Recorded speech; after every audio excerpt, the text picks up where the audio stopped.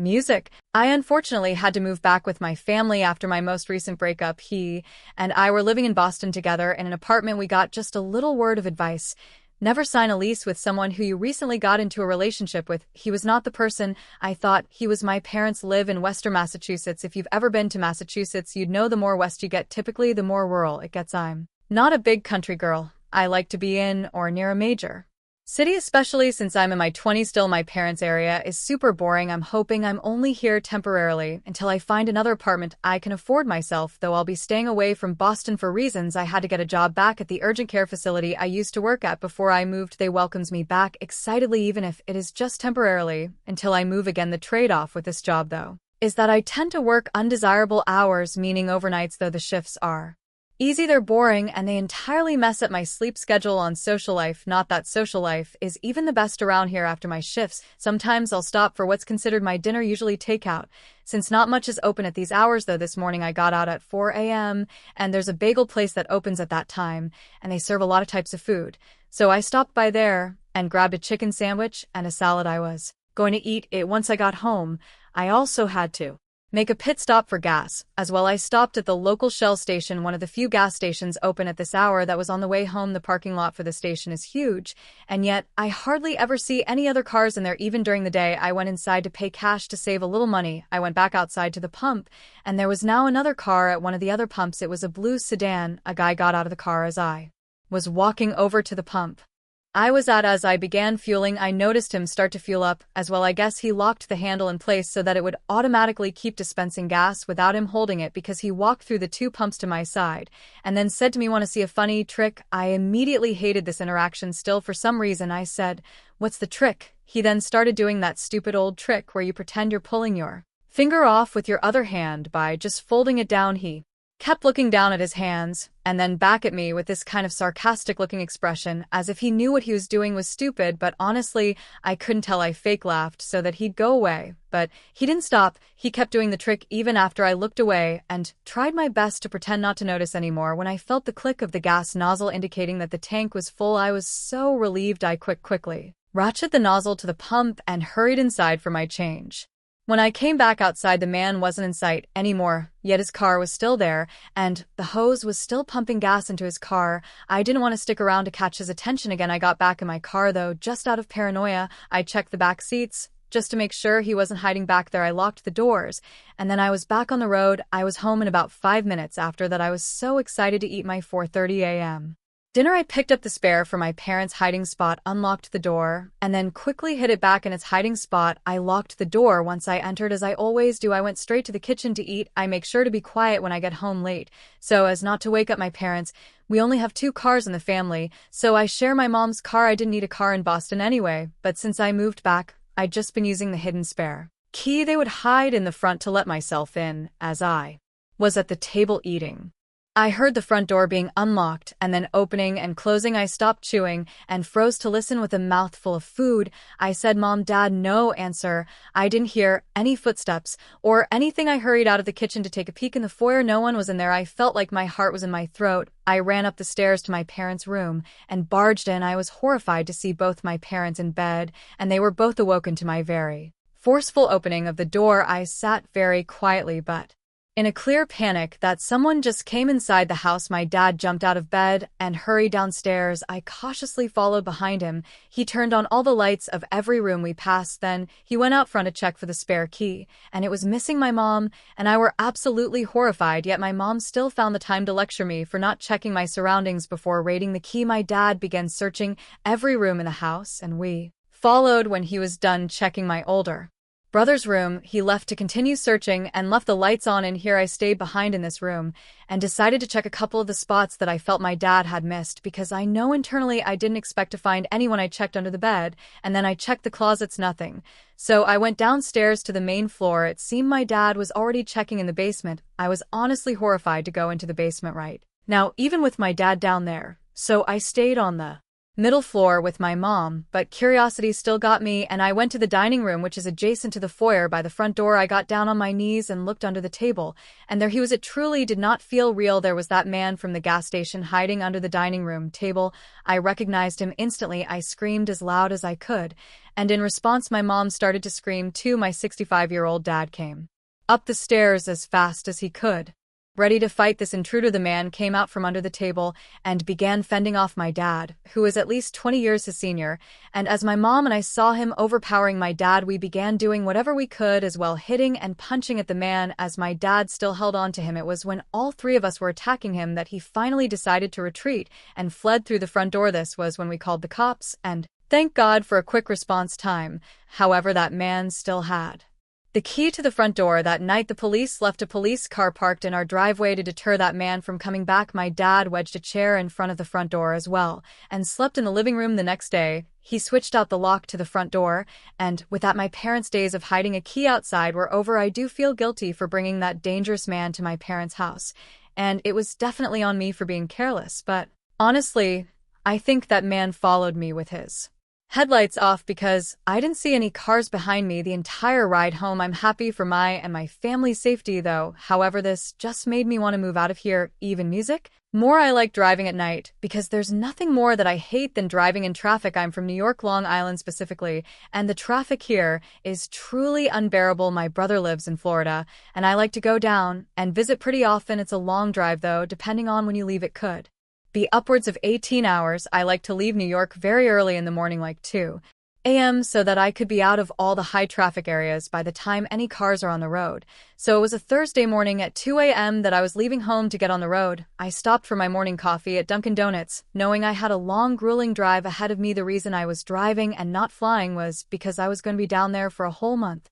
And I didn't want to rely on my brother to take me everywhere I needed to go. By the time I was off of Long Island, it was after 3 a.m. It was smooth sailing from Jersey. The drive from New York to Florida is very easy. Once you're out of New York, you take the I-95 all the way down at about 4 a.m.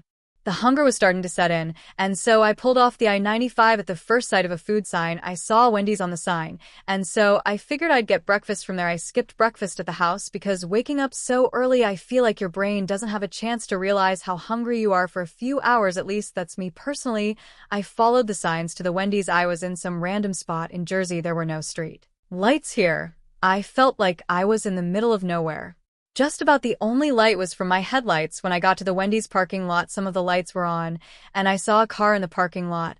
So I pulled into the drive-thru. The menu in the drive-thru was lit up, so I thought it was open, but I sat there for over a minute looking at the intercom waiting for someone to greet me, but they didn't. I even said, "Excuse me," to no avail. I pulled out my phone and looked up this Wendy's, and wouldn't you know it didn't open until 6 a.m., and then suddenly 3 knocks at my window almost sent me out of my seat. I turned to my right, and there was a man outside my window smiling. He motioned for me to lower the window.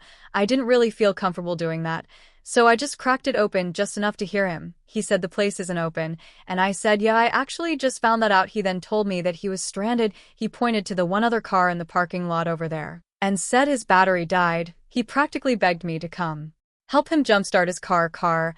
I told him I don't have jumper cables, and he told me not to worry. He has them in his trunk. I took one more look at his car parked in the corner spot by the woods, and I said, okay, I believe in karma, and I knew I'd have bad karma if I left this man stranded in a situation that I could have easily helped him out, and he backed away from the car.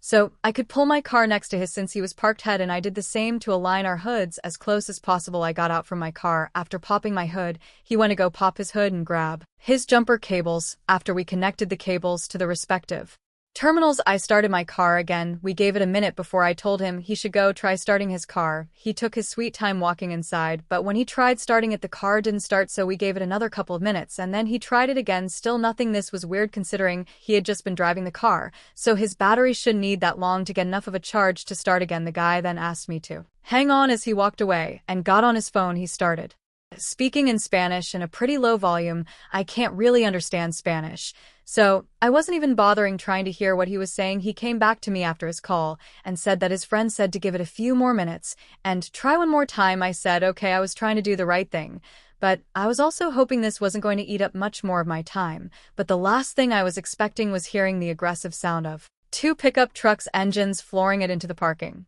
lot, one from either side of the building. I instantly put it together. I said, "Oh," under my breath, as I removed the jumper cables from my battery and shut the hood in a hurry. But it was too late. The two trucks pulled up behind my car, trapping me, and I had to think on my feet. I looked at the man who was still smiling at me, but now the smile looked and felt much more nefarious and evil. The look he gave me was so unsettling, and it's engraved into my memory. I locked my car with my key fob and darted into the woods. I ran in the dark, cutting at my shins, and God knows what, I tripped over something on the grounds, and at that point I took that as the time to lay down and make myself as tiny as possible. I heard a few men yelling in Spanish somewhere in the woods. I was so scared for my life. As the voices got closer, I don't think it gets any more tense than what I was experiencing in that moment. I didn't know how many there were. I didn't know if they were armed, but I heard at least 3 voices, and then the voices started fading away back into the distance, and I felt a sense of relief until the sound of my car alarm going off in the distance. All of my stuff was packed in the back of my car, hundreds of dollars worth of clothes, shoes, watches, bracelets. I started making my way back to the parking lot, crouching down. By the time I got close enough to look into the lot, I could see it was just my car there. All 3 other vehicles were gone. I ran out to my car, and it was anyone's worst nightmare. My rear window was shattered, and all of my stuff was gone. Basically 80% of my entire wardrobe, just stolen. My suitcase in the trunk and all the bags in the back seats, everything. I actually started to shed tears out of pure stress. I called the police and explained everything. The officers on scene told me they would have to get the CCTV footage from the Wendy's. When they opened after taking all of my info, I was told I didn't need to stay in town, and they would be in touch. I was about 2 hours from home. I turned around and drove home. It was the most stressful, depressing, and defeated drive of my life. To make matters worse, I was contacted by the police department in Jersey, and they told me the vehicle in the Wendy's lot had a fake license plate, and the 2 pickup trucks didn't have plates. He told me they were still going to do what they can, but I knew that was just him trying to give me a sense of hope. My stuff was never found.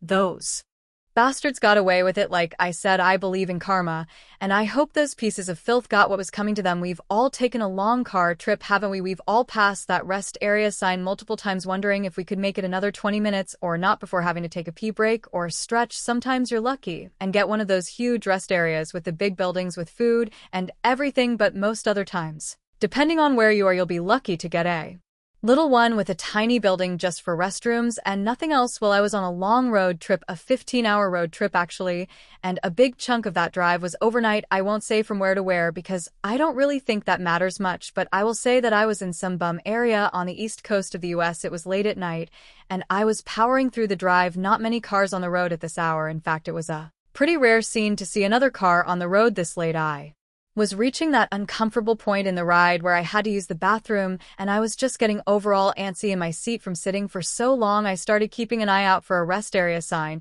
and when I saw that familiar blue sign, it felt like a saving grace. So a few miles later, I veered off into the rest area. It was a small one, but there was a restroom building, and that's all I needed. There were no trucks parked here. I'm pretty sure they could only stay overnight at designated truck rest areas, but there was another car in the parking lot. I considered the possibility that whoever it was asleep in their car. As I got out from my car, I stretched a bit, and on my way to the bathroom, I looked at the other car in the lot, but the windows appeared to be tinted, so I couldn't see if someone was inside of it or not. Not that it was a big deal in the moment. I was just curious. I got inside the bathroom, and I was faced with a strange sight. There was a man standing in the corner of the bathroom with his head looking down and his back towards me. At first, I thought he was using the urinal, but I quickly realized he wasn't even facing the closest urinal. He was literally just facing the corner of the wall. I paused, and I didn't know whether to say something or not. I almost said, "Are you all right?" But the scene was just too weird. I had to walk closer to him, though, to get to the stall, and